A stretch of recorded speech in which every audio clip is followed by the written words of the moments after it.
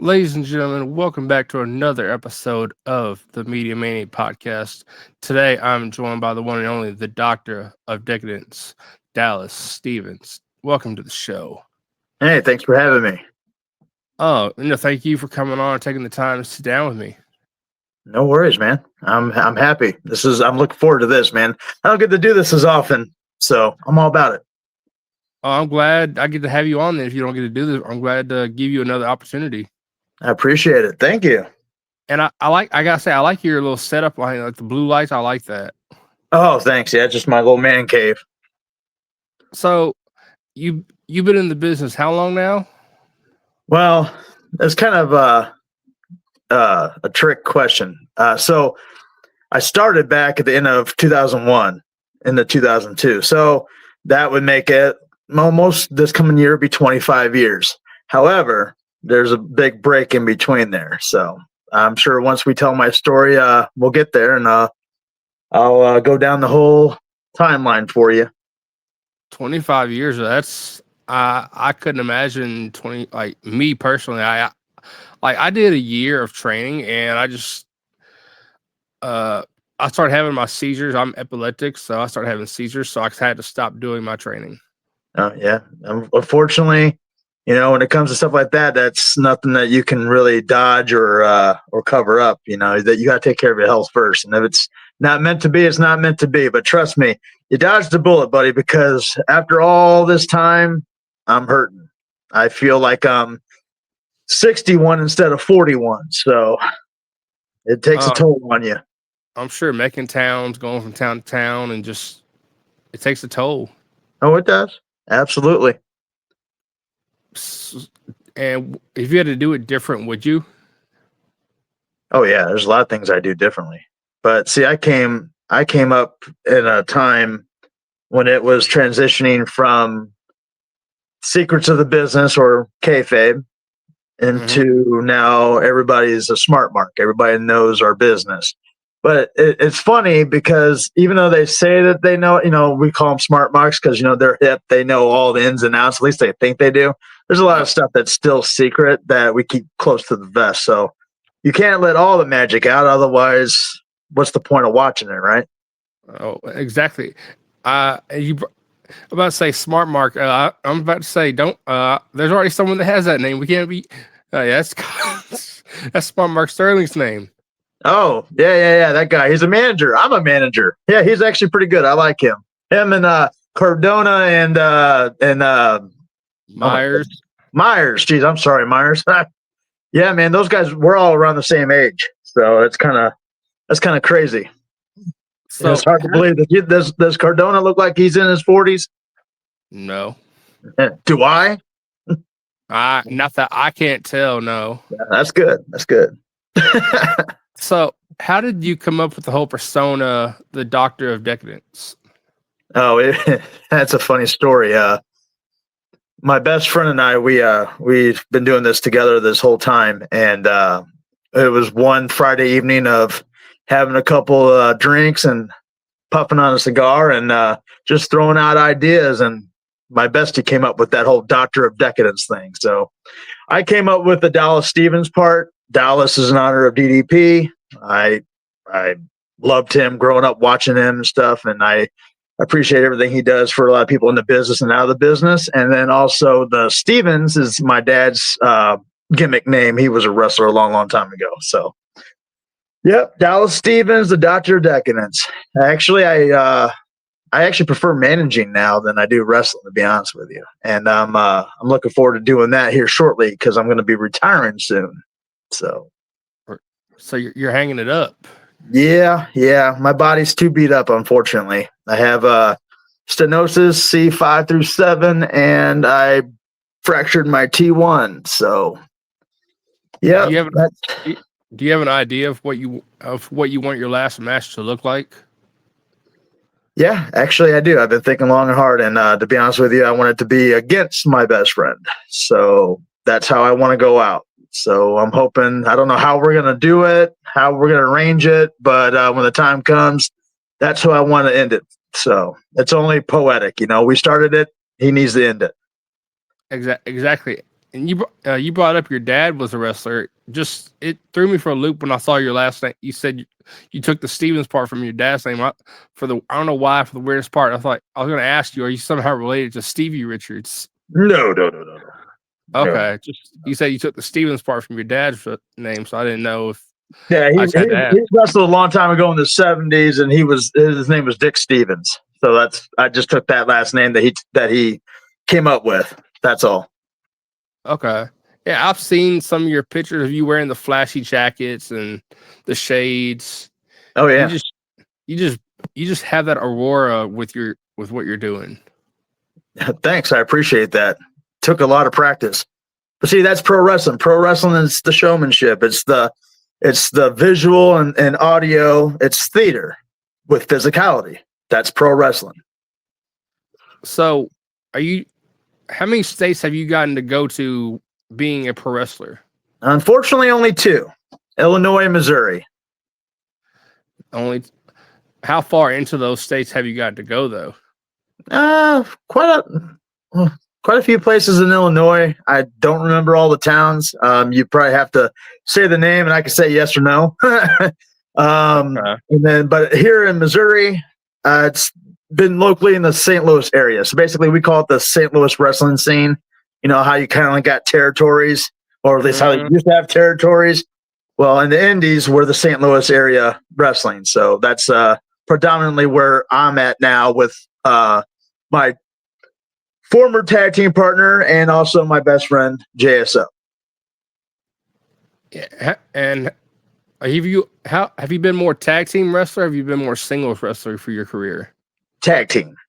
More tag team. Yeah, I'm a tag team guy. Yeah, that's what I love tag team wrestling. Always have since I was little. So, and whenever I got together with JSO and we started tagging together, we just have chemistry together. It's technical and brawling. He can do almost anything. I can't. So, we kind of balance each other out. You know what I'm saying? Like, yeah, I know that I can react to him. He can react to me. We don't even have to plan anything ahead of time. We just know each other so well that when we go out there, we just do our thing and it just works. And I'm thankful for that because it's gotten us pretty far in a very short period of time. And I can start from the beginning and tell you the whole story if you want. So, and like you're saying, there's nothing wrong with tag team wrestling. Like some of my favorite moments watching wrestling have been from tag team matches, especially. I'm gonna show my age a little bit here. The Hardy Boys, Edge and Christian, and the Dudleys. They're iconic TLC matches. Oh man, I grew up watching that. That was Attitude Era was my era. I was a teenager in the Attitude Era, so I watched it live as it was happening. Man, I was flipping back and forth between WCW and WWF. And then WCW got smart and they re-aired Nitro. So I used to watch Raw, and then after Raw, I would watch Nitro, and then it'd be 2:00 in the morning, and I'd sleep for 2 hours, and then sleep at school on a Tuesday morning. That was my life all through the Attitude Era. So how did you and your tag team partner come up with y'all's tag team name? Oh, okay. Well, it's actually a name of a Shinedown song. Do you like Shinedown? I've never heard of it. You never heard of Shinedown? You know that group, Shinedown, rock and roll group? Look them up. They're pretty cool group. And one of their songs is actually not a popular song of theirs. It's called Junkies for Fame. We like that song. We like the band, and we're like, hey, that'd be some cool music to come out to. And then we're like, okay, well, what are we going to call ourselves? And I said, well, this Junkies for Fame. That's just the name of the song. It fits. So, and if you listen to the song, that's our gimmick. That's who we are in real life. And that's the weird part. Weird and funny, I guess. So basically, the best way to have a gimmick is to be yourself. You know what I mean? And basically, you've heard a lot of the old guys will say, hey, just be you, but turn it up, right? Yeah. That's what you got to do. In all honesty, that's the best way. Because if you try to do something that is not natural for you and doesn't feel right to you, it's going to look crappy. You're not going to give all your heart to it. But if you're yourself, you can't go wrong. You know what I'm saying? And I enjoy the fact that I can go out there and just turn it up, man. And so can JSO. We surprisingly, we can still do it, man. And I'm happy. I'm happy for it that this stage in our game that he's as strong as he's ever been. I'm jealous of him. The man is a beast. He works out all the time. I get in the gym too, but not as much as he does. And he's still got some gas left in the tank. I wish I did, but unfortunately I don't. So, but hey, it's been a fun ride and it's not over yet. Just because I'm going to be done in the ring soon doesn't mean I'm going to be done with wrestling. Oh, I don't think anyone's ever done with wrestling once they retire from the ring. They're never actually done. Yeah. Never say never, right? So, has there been any favorite moment with you and JSO as a tag team? Yeah. They're. I'd have to say this was 3 years ago. We won the MMWA Tag Team Championship together, and it was down at the historic South Broadway Athletic Club, and here in St. Louis. Is a very, very historic place. It's pretty much close to like Wrestling at the Chase. Have you heard of that? I'm sure you have, right? I have. It was wrestling back in the day. Yeah. Well, that's an extension from that. So it's got a long lineage, long history. And to be part of that promotion and wrestling in that building and to win that promotion's tag team championships with my best friend for the first time, that was just like that was it. I could have just been done that night and been happy, and I could just consider that everything that we've done after that has just been a blessing, and I've enjoyed every step of it and I just want to keep going, man. I don't want to stop. I totally get it. So when you were first starting out, did you get to train with anyone that you wanted to train with, or did you just go to wherever you could afford to go to? Oh, well, see, back whenever we started, the landscape was a lot different. So now, you have indie promotions all over the place. It's heavily saturated, even here in St. Louis. You can make a pretty good living on the indies now.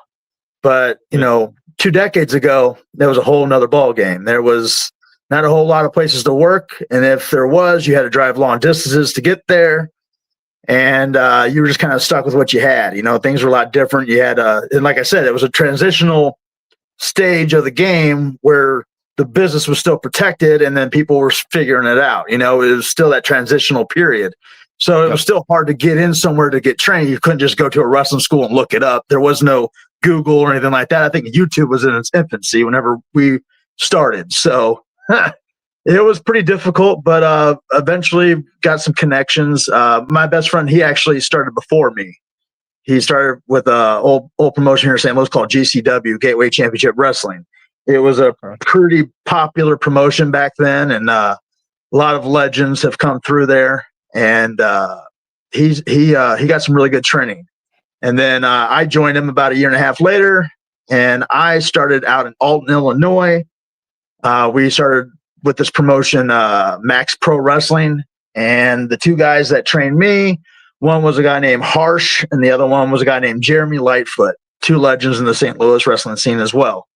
Okay. So I got my training from them, and then we got put in as a tag team, and our first run was as a tag team, and we wrestled all over Illinois during that first run. And that's what I said. This is where I said earlier, this is the tricky part here. So after that, we did that for a few years, and then we both got hurt at the same time. I got a real bad concussion in a match, and then he also hurt his neck. So we both got hurt. We both said, okay, we got to stop this. We got to heal up. And then during that process, we decided, hey, we're going to grow up and we're going to have families and all that stuff. So that's basically what we did. So we took a almost 15-year break. And now this is going on our 5th year back into the wrestling scene. Now we're over in St. Louis. We're wrestling in St. Louis more, Missouri side more than we are Illinois, even though we still do that too. And we just kind of get ourselves reacquainted with the scene because a lot has changed since the last time we were in the business. So getting to see how it has evolved, good and bad, has been an experience. And it's amazing to me how much has changed in 20 years. So, yeah. That leads me to a question I have for you, a little curveball question. You said the business has changed so much since you all took y'all's break and came back. Yeah. What do you think about now how there's like all these wrestlers you see on social media are making their names and using it to build their platforms? And you also have like these super indie shows as well. Oh, man. I am so envious of these guys, man. If I could turn the clock back and be in my 20s now, oh, man. I would eat this up. The whole social media aspect is a benefit. Excuse me, a benefit to us that we didn't have a long time ago. Like I said, YouTube was in its infancy back whenever we started. There was no social media, so the only way that you knew who we were is by coming to the shows. We had to go out there, boots to the ground, hand out flyers, word of mouth, the old school way. Yeah. So now for guys just to get on their phone, record themselves for a 30-second to a minute video and post it, boom, you already know their whole story. It's amazing. It makes it a lot easier to get our characters over. And also now you can make money off of just your character. That's amazing to me. Yeah. I wish that I could have that. I wish I could have had that back then. Oh, yeah, most definitely. Sorry I had to turn my camera off for a second. I'm having to fix something on my end. Oh, no worries. But so have you gotten to work or share a locker room with any talent that you like were hoping to share a locker room with? Oh, let's see. Back whenever I started, shared a room with Greg the Hammer Valentine, Marty Jannetty. Mostly local guys. I mean, but those are two big names that I know that you would know. Bunch of other guys have come through, maybe not shared the locker room with, but they've been at the shows. A lot of the legends, Sergeant Slaughter, Jerry the King Lawler, Rock and Roll Express, Haku. Lots of legends I've had the ability to meet and actually have a few minutes and talk with them. And that's been pretty cool, as a fan to be able to see my heroes that I grew up watching, Yeah. Has there been anyone that you've met, like legend, like, or like you said, you've shared the locker, like Marty Jannetty, that you've actually got to talk to and they give you advice that you've taken to heart? Yeah. I mean, they always. And that's one thing in our business, you respect those that came before you. Respect is a big thing in the pro wrestling business. So if they're going to take the time out to, share a few things with you, if it's, 5 seconds or 5 minutes, you want to soak that up. You want to get all the information you can from everybody, because all those pieces, man, you take that, put it together, and you can make magic with it, because these guys, they know what they're doing. They've been doing it for a long time, and they want to pass that knowledge down to the next generation. So that way we can continue putting on the best shows that we possibly can. And that's our goal. And whenever I'm done, that's what I want to do. I want to pass down knowledge. Anything I can do to help make the product better, I want to. Yeah. So when you retire from like active in-ring competition and transition over to like a manager role or whatever you decide to do, are you gonna try and like make more towns or get to more states if possible? That's up to my best friend, to be honest with you. If he decides he wants to travel, I'm going to go with him. So it's we're a package deal. I started out. It's funny, whenever we came back after that long break, he was going to wrestle and I was going to manage him. That was the plan. I just kind of got thrown into wrestling because we went to a show and somebody needed to fill a spot on the show, and I happened to be there and I took that opportunity and I ended up becoming a wrestler again. So that's how that happened for me. I was perfectly content with being a manager, but I just kind of got thrown back in the ring. I don't regret it though. It was fun. I got to feud with one of the biggest legends around here, Moondog Rover. That guy is amazing. He's been in business a long time. He's one of the famous Moondogs I'm sure that you've heard of, Yeah. especially down in your neck of the woods. Uh, I grew up. I grew up in Memphis, Tennessee. So as soon as you said Moondog, like, okay, you're gonna old Memphis wrestling days. Oh yeah, man. Yeah. Moondog Rover and the big feud lasted almost 2 years, and I was privileged enough to wrestle him in his final match at MMWA South Broadway. So that was an honor, and I love it. That's one of my fondest memories of being in this business. So I've asked this to a couple different guests I've had on. They've all given me a different answer or a different version of the answer. Like, is it true when they say, like, when you go to a show, even though you're not expecting to be like wrestling, to always have your gear with you? Is that how true? How much truth does that hold? 100%. 100%. Always bring your stuff. Always bring your gear. It doesn't matter if you're going to go to a wrestling show and you're a wrestler. Always bring your gear. Leave it in the car because you never know. Because that's where that whole card subject to change thing is. That's true. Because things happen, people can't make shows for whatever reason, and you got to adjust the card. So that's what happened to me. An opponent was ill, could not work. So I said, hey, I was like, okay. And here I am now. So where do you get your gear designed at? Like, do you have one specific person that you use, or do you have like multiple people that you go to? It's hit or miss. A lot of it's online. Got mine through eLucha. I'm sure you've heard of them. They've been around for a long time. They have pretty good gear. It takes a while for you to get it, but it's good quality. That's it. But that's another thing that's changed since I started. Back then it was hard to get wrestling gear, extremely hard. Now you can get it easy. It's still very expensive, but it's a lot easier to get. I don't doubt it. Like the one place I've heard of that so many people use that they used to use was called High Spots. Oh yeah, they do. Yep, High Spots is another good one. That's another good one. Yep. So, is there anything in your last active year of wrestling that you want to accomplish? Well, yes, there is. I've never been a singles champion. Okay. Never. And that's been a bucket list thing for me since the very beginning. I just, the stars just did not align for me, I guess. So I don't know if that's in the cards for me before I retire or not. But if it is, that would be awesome. That's one of the final things on my bucket list I want to check off. If I have the opportunity to win singles gold before I hang it up, awesome. If not, I'm perfectly content with what I've accomplished in my career. And you've, for 25 years, that's a hell of a career to have. Yeah, it's funny. It sounds like it's a lot, but again, remember, there's that long gap. But yeah, it does. It makes me feel a lot older than I feel. You know what I mean? I don't feel like I'm that old. I still feel like I'm that 18-year-old kid that wants to get in the ring and do my thing. But my body tends to remind me that I'm not anymore. Yeah.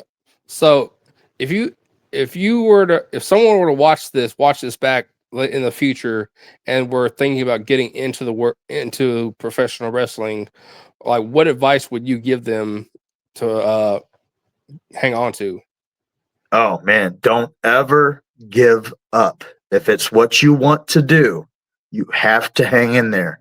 You have to push yourself harder than you've ever pushed yourself before, because I will tell you this right now. It is one of the hardest things to do. It really is. For a lot of people that think that what we do is fake, it's not fake. Yes, the matches are predetermined. Yes, it's entertainment. But the physicality that we do is very real. Like I said, I have neck and back problems. It's because of bumping in that ring. That's equivalent to getting hit by a car at 25 miles an hour, is taking a bump in that ring. So think about it. You do that multiple times, it's going to catch up to you, and it's not for everybody. You get in that ring, you're learning how to fall the proper way, the correct way, the safe way. It's a very hard transition because your body's not used to doing that. It's not a natural thing to do. So in order to train yourself to do that, you have to really push yourself. You cannot give up. You're going to want to because you're going to be hurting. You're going to be like, no, I don't want to do this no more. I can't do it. I can't do it. But if you can push yourself, you'll be amazed on what you can accomplish, because once you get over that hump, it's just like working out. Once you get over that hump, you're good to go. You just got to get your body calloused to it. And then from there, you learn all the secrets of the business. Like I've had friends who ask me why I'm a fan or why I decided to do the little bit of training I got to do.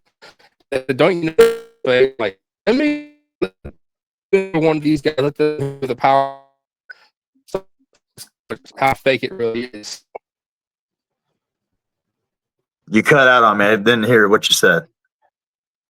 I was saying, like, I had friends growing up, and I have friends still to this day that ask me why I'm a fan and why I did the little bit of training I did. And they always say, well, don't you know it's fake, and don't you know it's all like and they're not actually hitting each other. I'm like, well, why don't you go in there and take a back bump, or go in there and power drive you or something, and tell me how fake it is after you get done. Yeah, my response when somebody says that it's fake, I say, okay, man, that's cool. You think it's fake? Sign this waiver, get in the ring with me for 3 minutes, and I'll show you how fake it is. You're going nowhere. That's right. Well, I want to thank you for coming on the show today. And let me just hear a little bit about your career and just getting to hear like how your career has been and how it's coming to an end in 2026. I thank you for taking the time to sit down with me today. Oh man, I appreciate it. Thank you for having me.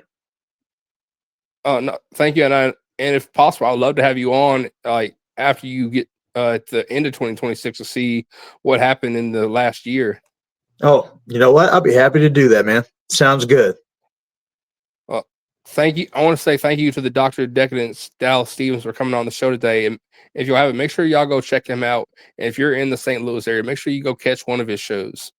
Please do. MMWA Professional Wrestling. We are the staple of St. Louis wrestling. We'll be happy to see you. And as always, I've been your host, the Media Maverick, Mike Weldon. And make sure y'all catch us where y'all can catch us. We're out of here. See ya.